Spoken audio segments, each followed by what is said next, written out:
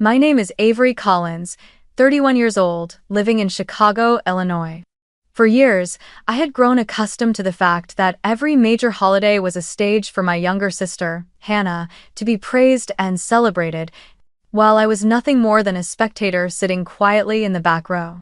But this morning, when my phone buzzed on the small kitchen table of my rented apartment in the West Loop, I still couldn't stop the sharp sting that came with reading my mother Judith's short message. Thanksgiving this year is just Hannah and her husband, keeping it small. Just a few simple words, but they cut like a knife through a wound that had never healed. I stared at the screen as if the message might somehow transform into something else, some kind of mistake. But no, it was there, clear and familiar. I took a deep breath and typed a single word in response: enjoy. I didn't argue, I didn't beg, I didn't explain. Just one word, but inside me, a fire had been lit. I would not spend another holiday sitting alone in a cold apartment. This time, I would not let them control the story anymore. Because what they didn't know was that I had another place, a $6 million lake house on Lake Geneva, Wisconsin, just over an hour's drive from Chicago. I would open that lake house, not for those who had excluded me, but for everyone else who had ever felt pushed aside. I would call Aunt Linda, my cousin Noah, my grandmother Evelyn, all the ones who were always left sitting quietly at the edge of the table.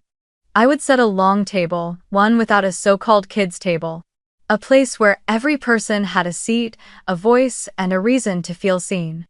And together, we would celebrate a true Thanksgiving, one where nobody would be forgotten.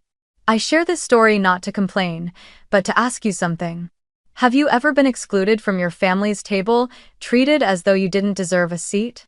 If your answer is yes, tell me where you're listening from, so I'll know I am not alone in this journey. And stay with me until the very end of this story, because there, you just might rediscover your own worth. I still remember the Thanksgivings from my childhood as if they happened yesterday.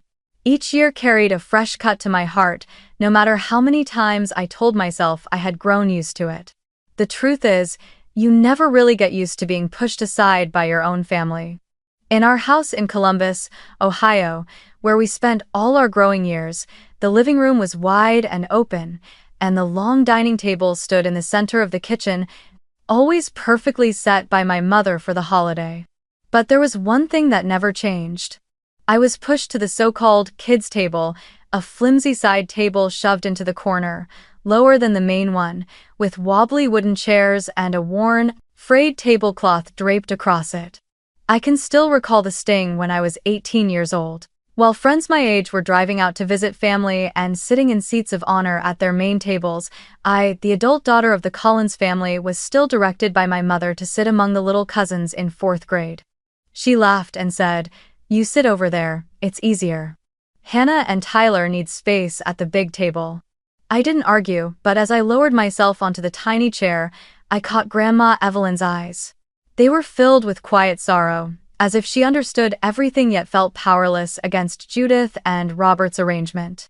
A year later, that memory deepened with another layer, this time through Thanksgiving gifts. My family had a tradition of exchanging small presents after dinner, a way to mark the beginning of the Christmas season. I never expected much, but that evening, my parents presented Hannah with a polished key box, and inside was the key to a brand new Mini Cooper. The whole family cheered, and my mother announced proudly, "My daughter deserves this reward for making us so proud." I clapped stiffly, a frozen smile on my face, even as my stomach twisted in knots. When my turn came, my mother handed me a small envelope. I opened it to find a $25 gift card to Target. I tucked it away quietly, still smiling, but deep inside I heard a whisper. "You will never be worth as much as Hannah." In those years, I slowly learned a strange kind of survival. Shrinking myself, quietly becoming a shadow in the kitchen. While everyone laughed and chatted in the living room, I rolled up my sleeves to help my mother wash dishes, chop vegetables, and set the table. I was never praised for it, but in that invisible space I discovered something about myself. I had a natural talent for organization, for making things run smoothly. I learned how to manage time, assign tasks, and adjust the smallest details so the dinner would never fall apart. Ironically, being excluded from the main table, being pushed into the kitchen, taught me the very skills that later helped me build my own career. But, looking back, I see it clearly now. My parents' love always came with conditions. You had to be like Hannah, had to stay close, had to fit their picture of the right kind of daughter, in order to earn a seat at the main table. As for me, the moment I chose a different path, I was labeled as troublesome, shoved to the margins. Those Thanksgivings were no longer about family gatherings. They became proof of the division, a reminder of my place in the Collins household on the outside, silent and unnecessary. I knew I had to find a way out of this cycle. And college was the path I chose. When I left Columbus for Urbana-Champaign to attend UIUC, I knew I would be on my own. No one in the family would reach out to catch me if I fell. My parents didn't send a single cent of support. They told me flatly, "You chose to leave home, so you're on your own." I swallowed the hurt and realized I had no choice but to stand on my own 2 feet. I got a part-time job in the kitchen of a small restaurant near campus housing. At first, it was just washing dishes, scrubbing floors, and taking out trash. But over time, I was trusted with prep work, then cooking side dishes, and eventually even covering kitchen shifts when the head chef was away. Those late nights that stretched until 2 in the morning, with the smell of grease clinging to my hair and hands, taught me how to run a commercial kitchen, from managing inventory to scheduling staff, from controlling quality to handling crises when ingredients ran out. And I began to notice something that always unsettled me. After every dinner shift, the restaurant threw away bins of untouched food, while just a few blocks away, long lines of homeless people waited outside food banks for a meal. That thought clung to me and wouldn't let go. I started reading about food logistics, studying models in Europe, and attending small workshops on campus. I saw a glaring gap. Restaurants had endless surplus, food banks were always short, yet the two sides could barely connect in real time. When I returned to Chicago for a summer internship, the picture became even clearer. Restaurants in River North shut down after dinner service, tossing out enough food to feed dozens of families, while just a few miles away the Greater Chicago Food Depository struggled to scrape together scattered donations. I began sketching ideas on scraps of paper, a technology platform that could match supply with demand, optimizing routes so surplus food could move directly into warehouses or distribution points. After graduation, I decided to turn that idea into reality. With no capital and no connections, I named the project Meal Bridge, the Bridge of Meals. At first, it was just me and a fellow computer science student. We coded through the night in a cramped apartment, using free servers and Google Maps data to design a prototype. I went door to door at restaurants, pitching the idea of zero waste, zero hunger. Most of them laughed or waved me away. Nice idea, but we don't want the hassle of legal liability or transportation. Some were blunt. Leftovers? Just toss them, it's faster. I bit my tongue, swallowed the humiliation, and kept going.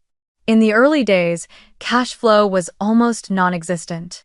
I worked late shifts as a bartender and delivered pizzas just to cover hosting fees for the website and buy a few insulated containers.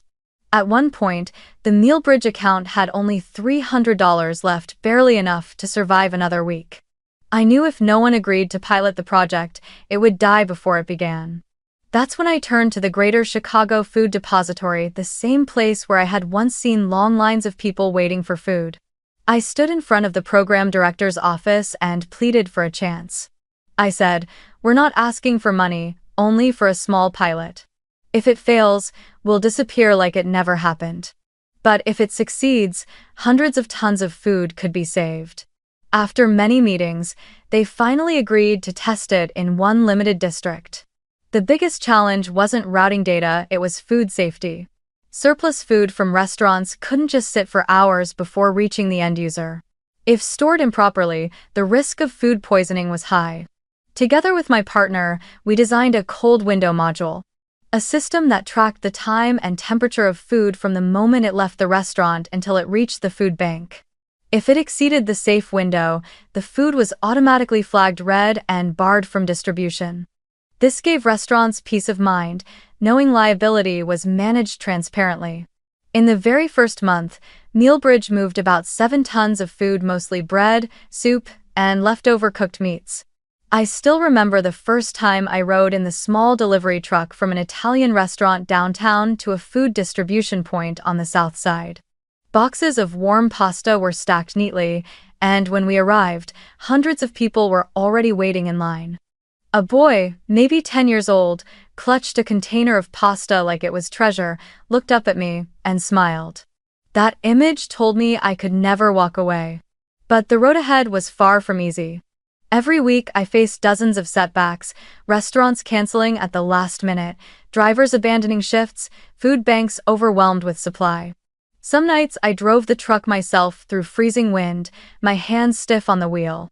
There were days I had to borrow thousands of dollars just to make payroll, then hustle to sign contracts with smaller restaurants to bring in more revenue. I thought of quitting more than once, but the memories of those Thanksgivings when I was left out, of sitting alone in the kitchen washing dishes, kept me going. I told myself, if I survived years of being treated as invisible in my own family, then I could survive this storm too. Then the opportunity came when no one expected it. The entire national food supply chain began to falter. Restaurants shut down en masse, food banks faced severe shortages, and even hospitals and schools struggled to keep up. In that moment, Mealbridge's real-time routing module became a lifeline. We built a feature that displayed live inventory. For example, if a large restaurant in Lincoln Park reported 500 surplus roast chicken meals, the system would instantly locate the nearest distribution site that needed that exact type of food, then dispatch a truck on the most efficient route. If one truck got stuck on the Eisenhower Expressway, the system would immediately send another to replace it, ensuring the food would not spoil. Within 6 months, Mealbridge had grown tenfold. We were handling hundreds of tons of food each month, connecting more than 200 restaurants with dozens of food banks across Chicago and the surrounding area. Local media began paying attention, calling us the lightning bridge between surplus and need. I appeared in a short piece in the Chicago Tribune, still holding a container of soup, my face exhausted after a long shift, but with a genuine smile. I wondered to myself, if my parents read this article, would they finally feel proud? But deep down, I already knew the answer. Still, their pride no longer mattered as much as the truth. Mealbridge was making a real difference. We weren't just saving food, we were saving dignity for the people who lined up for meals, people society often forgot. And somewhere deep inside, I knew I was also saving the child who had once been pushed to the kids' table by proving that I could build a table of my own, one where everyone had a seat. After 3 years of struggle, Mealbridge finally turned a page. A corporate fund specializing in ESG initiatives approached us, expressing interest in acquiring the entire platform to integrate into their distribution network. I still remember sitting in a conference room on the 37th floor of a glass tower overlooking the Chicago River, facing their lawyers and representatives across the table. The number they offered nearly took my breath away. $82 million, with an earn-out clause over the next 3 years. I knew this was the chance for Mealbridge not only to survive, but to expand nationwide. But more importantly, they agreed to one condition I insisted on. I would retain a share reserved for employees, and there would be a dedicated fund to support small food banks, the ones usually forgotten in large-scale projects. When I signed the contract, my hands trembled, not because of the enormous sum, but because I realized that from this moment forward, I could finally step out of those years of instant noodles and late-night delivery shifts in the rain. I had achieved something that, in my parents' eyes, might never truly be valued. Right after the deal, friends in the industry asked if I was going to buy a luxury car or take a long vacation in Europe. But the truth was, I never craved any of that. What I wanted was a place that truly belonged to me, a table no one could ever pull my chair away from. So I began searching for a special property, not downtown, but somewhere I could breathe, somewhere far from the cycle of comparison and disdain. After many trips, I found it. A lake house in Lake Geneva, Wisconsin, just an hour and a half's drive from Chicago. The house sat on more than 12 acres of land, stretching all the way to the water's edge. The asking price was $6 million, a figure that might make some people dizzy, but for me, it was an investment in peace. I first stepped inside on a crisp autumn morning when mist still drifted across the lake. The entire rear facade was built of floor-to-ceiling glass, opening onto a view of water shimmering silver. On the wide deck, you could set a long banquet table and still have space for children to run and play. Inside, the open kitchen featured a black walnut island with gleaming granite counters. The living room held a tall gray stone fireplace that nearly touched the ceiling, the kind that made me want to light a fire and sit beside its warmth the moment I saw it. Upstairs were 5 bedrooms, each with its own balcony facing the lake. There was even a small dock where I could slip into the water on sweltering summer days, or cast a line when winter froze half the lake solid. I kept the purchase private.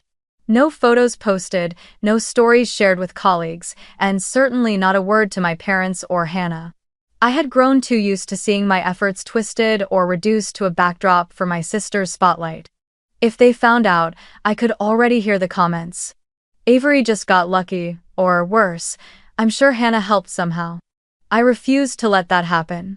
This lake house was more than property, it was the result of years of being shoved to the kids' table, forgotten at airports, treated as a shadow.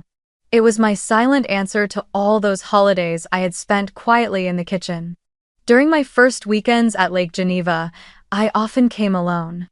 I brought my laptop, a few books, and packets of herbal tea. By day, I sat by the glass windows watching the lake shift colors with the sun, remembering every step of the road I had taken.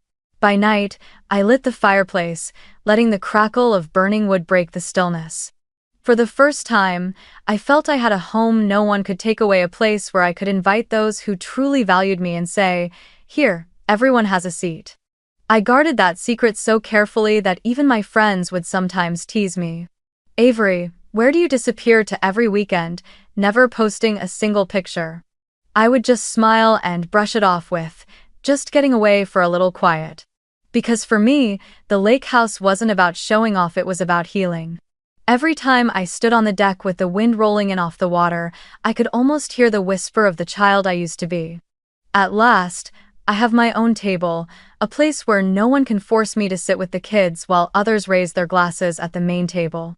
And I swore to myself that when the moment came, this place would stand as proof that I had existed, that I had built, that I had grown no matter how much. In my parents' eyes, I was still just a shadowed name behind Hannah. This would be my final card, one I never thought I would ever get to play.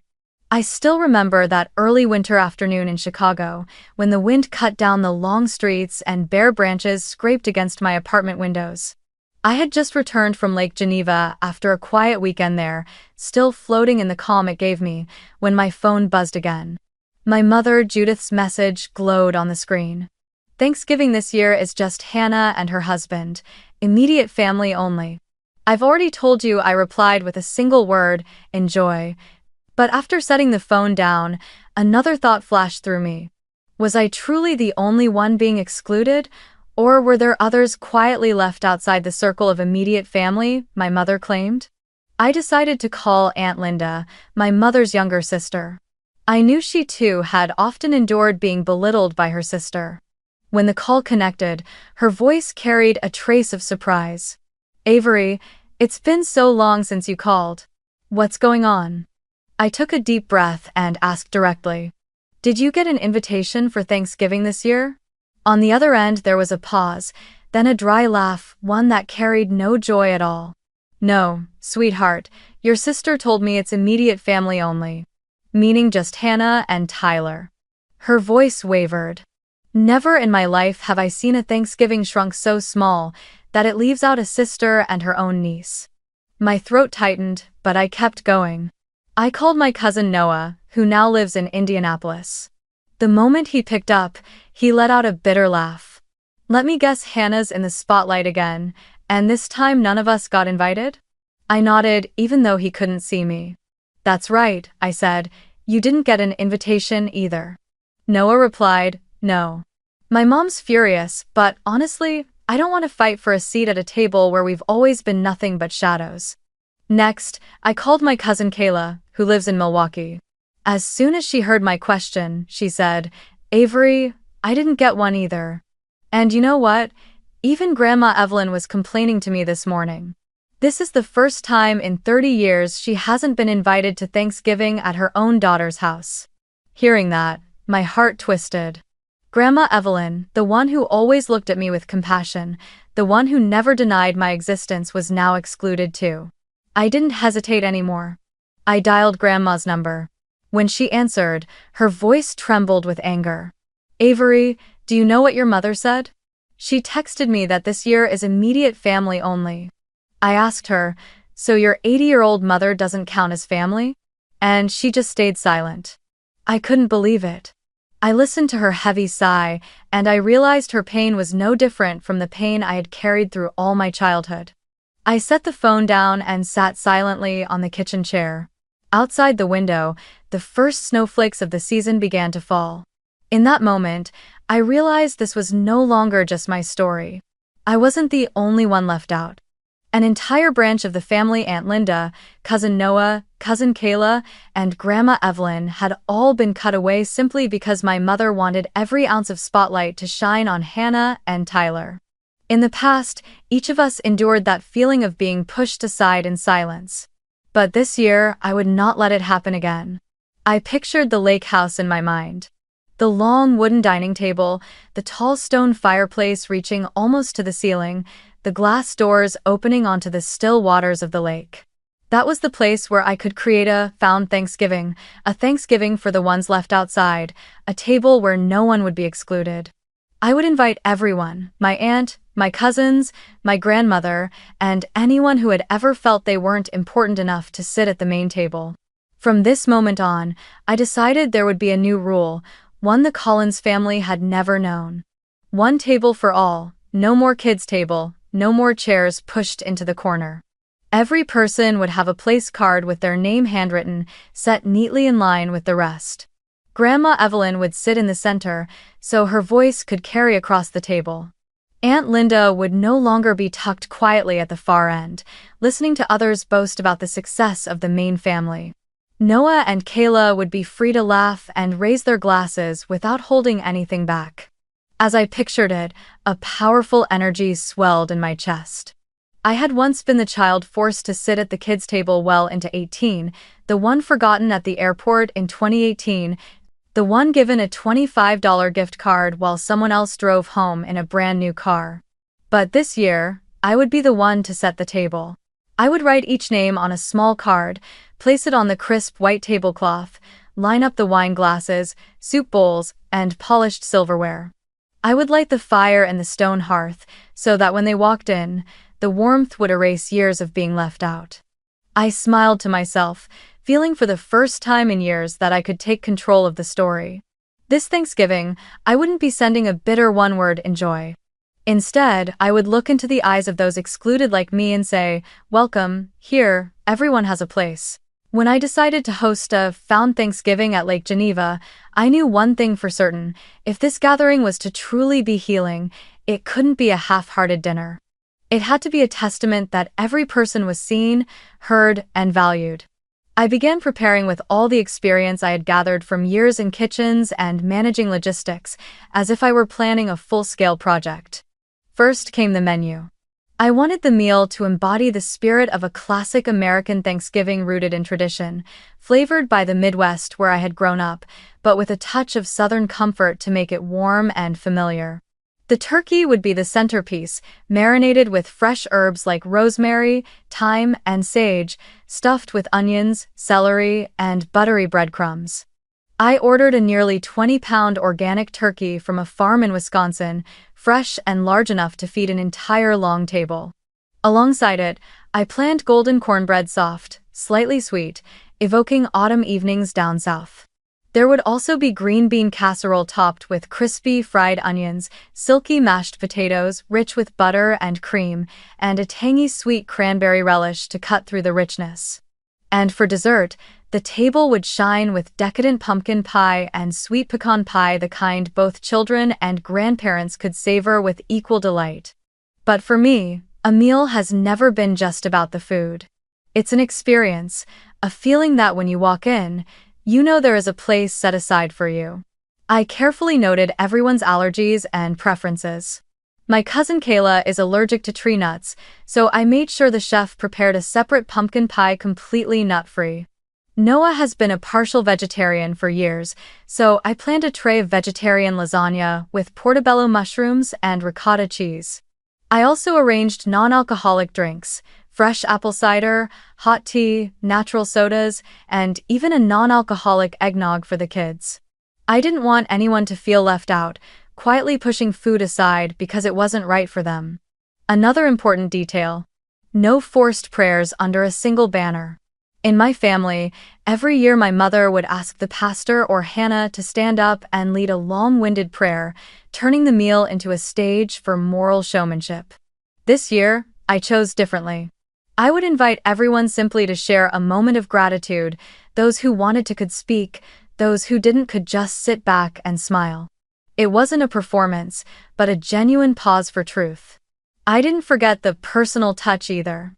It was something I never had at my parents' table, a small gift chosen with each person's heart in mind. For Grandma Evelyn, I ordered a box of imported herbal tea from her favorite shop in Madison, paired with a small clay teapot. For Noah, the jazz lover, I hunted down a rare Miles Davis vinyl he had been searching for years. For the children, I wrapped shiny silver paper around Lego ship sets, so when they tore into them, their eyes would light up. I also set up a corner with a brand new Instax camera and fresh film, so everyone could snap photos and pin them on a string of wooden clips in the living room. Beside it, I laid out a giant jigsaw puzzle of the United States, so anyone could sit down, pick up a piece, and add it like a symbol that each of us was an important part of the whole. I prepared the operations as if it were a full-scale logistics campaign. The lake house had a narrow driveway, so I hired a valet team to handle parking neatly, ensuring no one would struggle in the cold snow. I had a gentle ramp built leading straight into the main hall so Grandma could move easily in her wheelchair. On the deck outside, I set up a small play area with mini basketball and ring toss games for the kids, giving them space to run around before dinner. Inside the living room, I curated a playlist called Americana Thanksgiving, blending warm country tunes, folk ballads, and soft classical pieces. The music wouldn't overpower conversations, it would be a backdrop, adding warmth to the atmosphere. I envisioned the entire process like an assembly line of care. From the moment guests stepped onto the deck, greeted by the valet, their coats hung neatly in a pinewood closet, their names placed on handwritten place cards, a warm cup of cider passed into their hands by me, and then walking into a hall filled with light and the aroma of roasting turkey. Every step was designed so they would feel, yes, I belong here. No one left in the hallway waiting for a seat, no one pushed to a corner kids' table. No one made to eat in silence on the margins. In the nights before the holiday, I sat alone in the wide living room, writing each name in gold ink on place cards, placing them beside gleaming white porcelain plates. I labeled every food tray, checked the allergy list twice. I tested the playlist to make sure the speakers worked smoothly. I even wheeled myself down the new ramp in a borrowed chair, ensuring it wouldn't be slippery if snow fell. Some might say I was overdoing it, but I knew the smallest details are what make the difference. I had once been the one pushed aside, the one eating cold leftovers in the kitchen while laughter rang from the main table. This time, I would be the one tending the fire, the one opening the door and saying, "Welcome, here, no one is a stranger." And when I imagined Grandma Evelyn sipping her herbal tea, Noah spinning a jazz record on the turntable, and the children cheering over their Lego sets, I felt a strange mix rising inside me. Nervous anticipation, yet deep peace.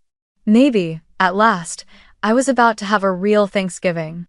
That morning, I woke early to find a thin layer of snow spread across the wooden steps leading up to the lake house. The air carried that crisp Wisconsin sharpness, biting cold, yet it made me feel vividly awake. In the kitchen, Margaret and the small cooking team had already begun. The clatter of knives, the scent of butter melting in cast-iron pans, the aroma of roasting turkey drifting down the hallways. I stood by the floor-to-ceiling windows, watching SUVs make their way up the drive, headlights cutting through the snow like falling stars. The first car pulled up, and out stepped Aunt Linda with my cousins Noah and Kayla. I walked out onto the porch to greet them, wrapping each one in a long, warm embrace.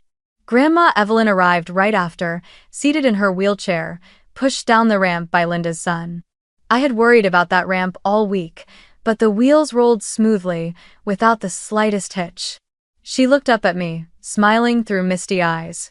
"Avery, you've done what I've wished to see my whole life." In that instant, I knew every hour of preparation had been worth it. Guests kept arriving. Kayla's 2 children rushed inside, squealing when they saw the 12-foot Christmas tree glowing with golden lights and neatly stacked presents underneath. Noah set his guitar in the corner of the living room, promising to play a few soft jazz pieces later. Heavy coats were tucked neatly into the pinewood closet, snow boots lined up along the rug, and each person received a warm cup of cider as they stepped in. I watched their faces closely and saw it. Surprise mingled with relief, as if they hadn't just entered a house, but finally a place where they truly belonged. When everyone had gathered in the great hall, I led them into the dining room. The long walnut table was draped with a white cloth, each place set with a handwritten card. There was no kids' table, no one pushed into a corner. Just one long row of chairs, all equal, with Grandma seated at the center, her children and grandchildren around her, voices and laughter echoing as if breaking a curse that had lingered for years. I invited everyone to share a moment of gratitude instead of a rehearsed prayer. Noah lifted his glass of water and said he was thankful that the family could finally come together without living under the shadow of comparison. Kayla whispered thanks that her children could see a Thanksgiving where they truly had a seat. When it was Grandma Evelyn's turn, she placed her trembling hand on the table, her voice raspy but firm.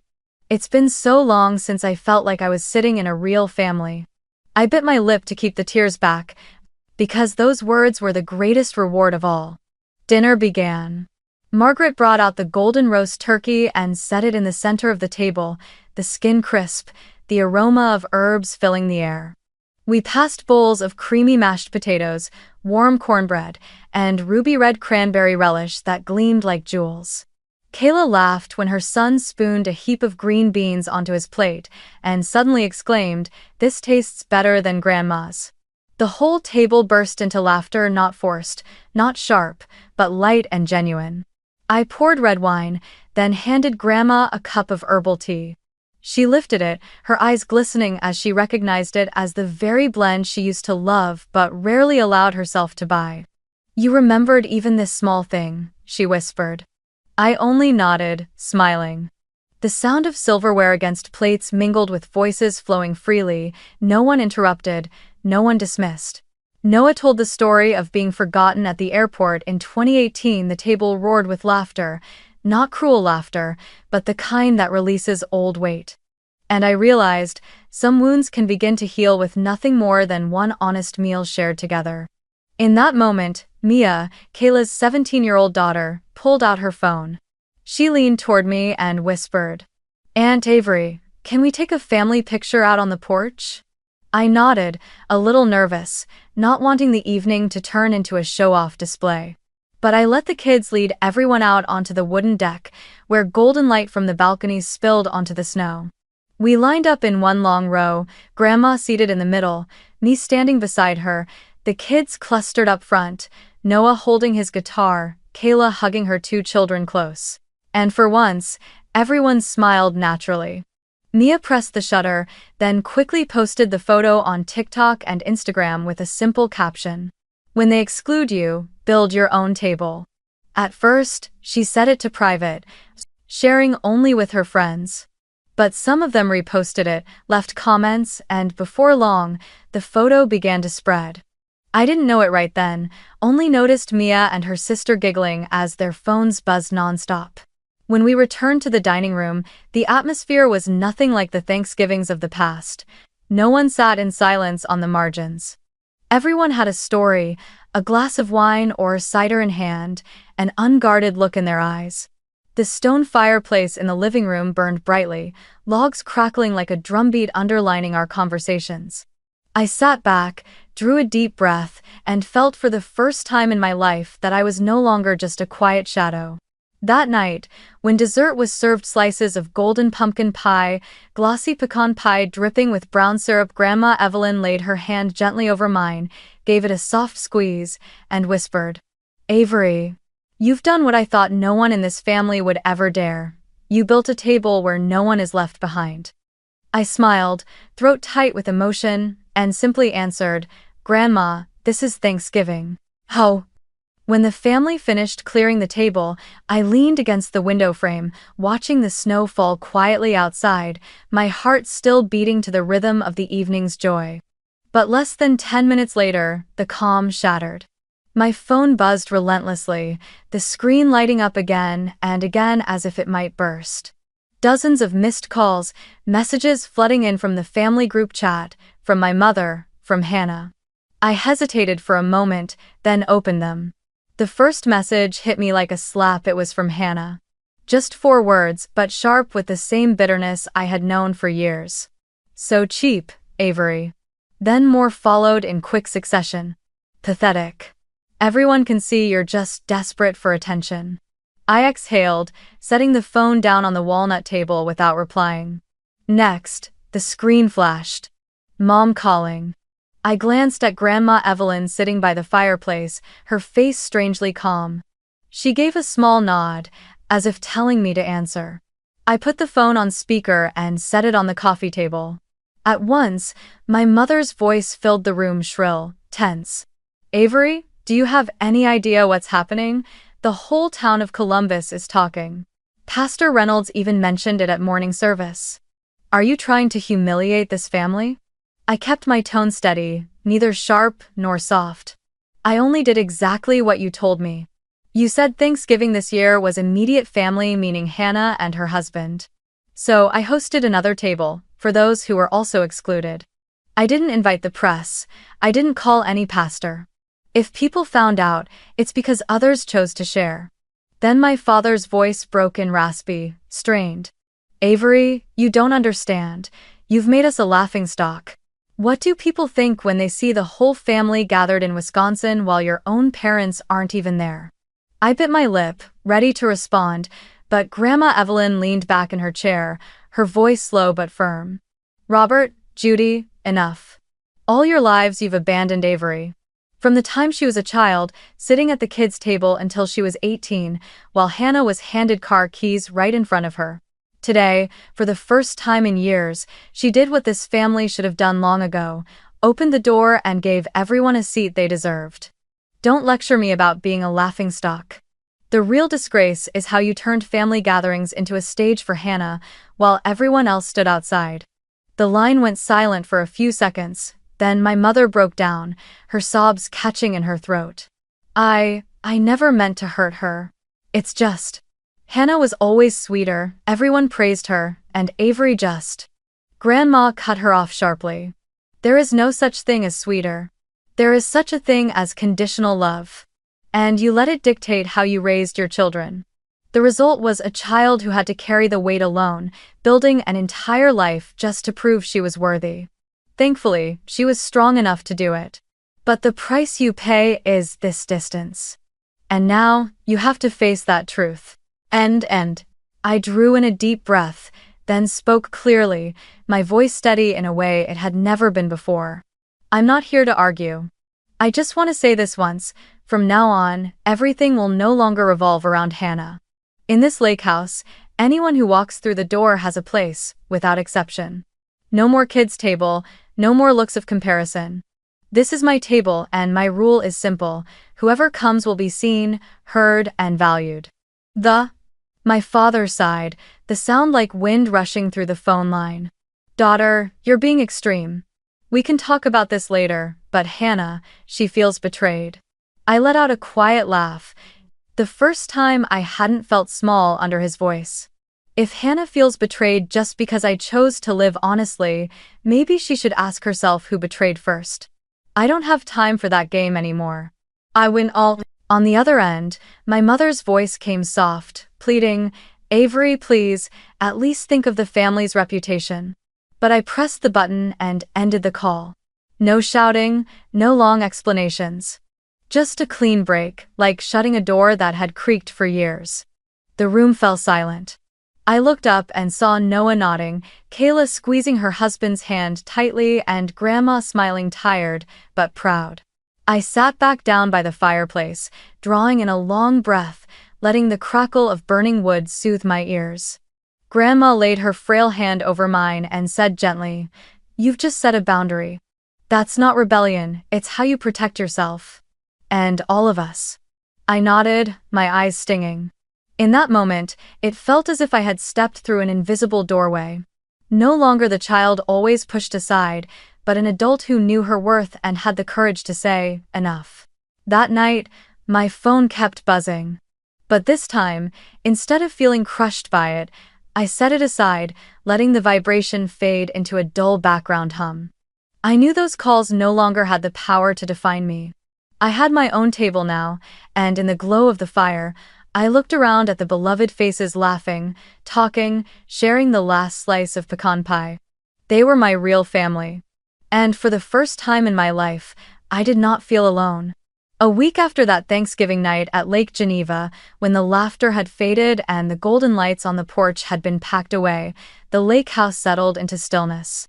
I stayed a few extra days, both to tidy up and to savor the rare peace.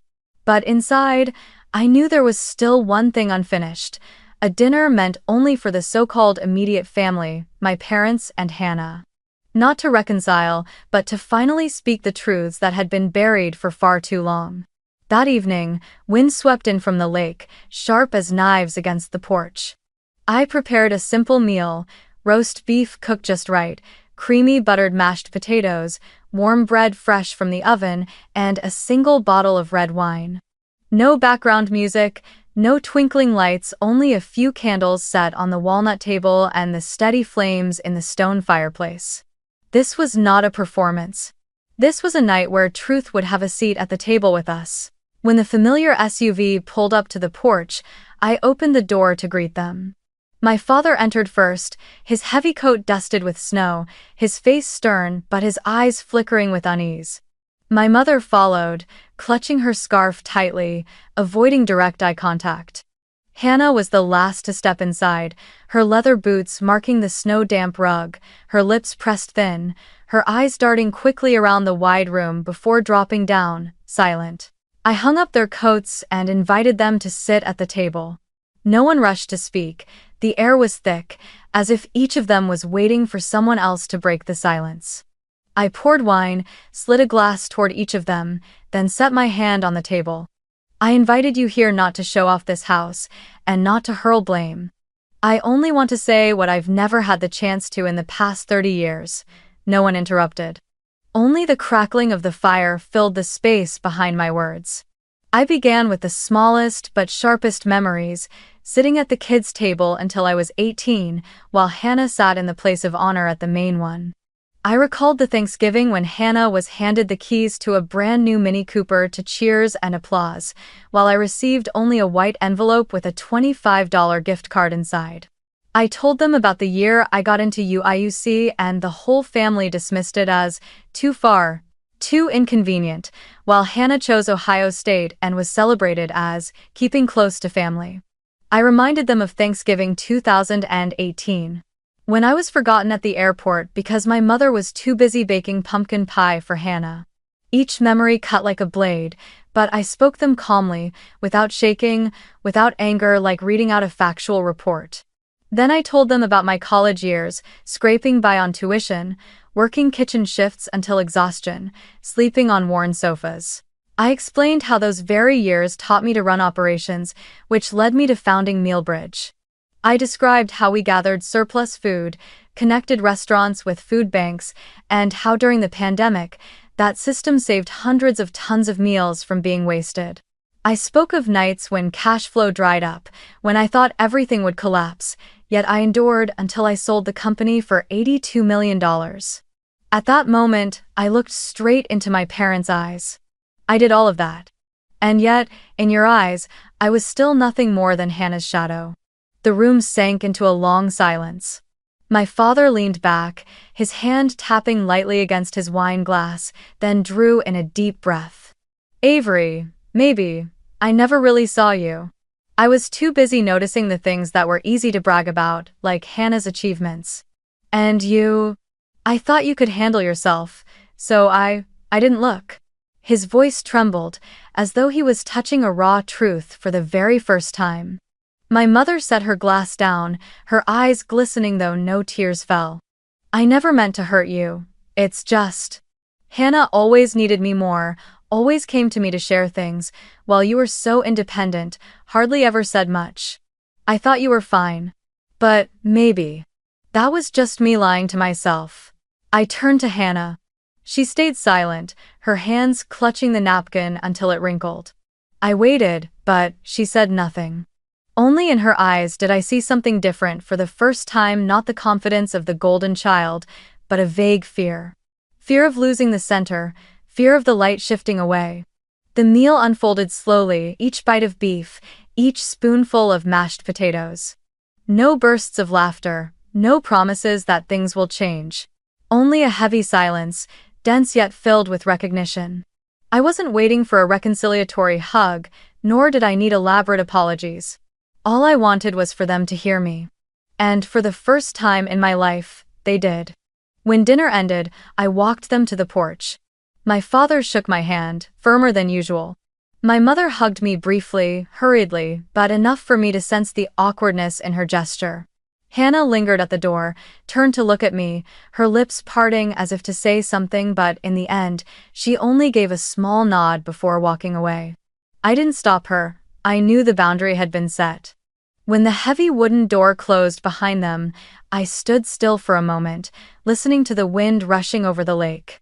I didn't feel completely relieved, but I felt clearer than ever. I had stepped out of the old cycle. Not to cut ties completely, but to draw the boundary.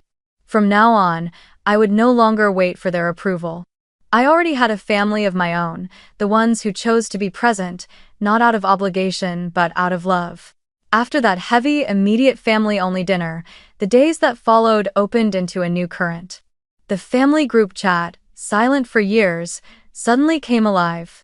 Someone posted photos from the Thanksgiving night at Lake Geneva, another shared a video of the kids working on the puzzle in the library, and Aunt Linda wrote, "Avery, next year, let me handle dessert. My pecan pie can hold its own against anyone's." Noah sent a playful message. "I'll bring the whole band, free of charge, as long as there's a corner for an electric guitar."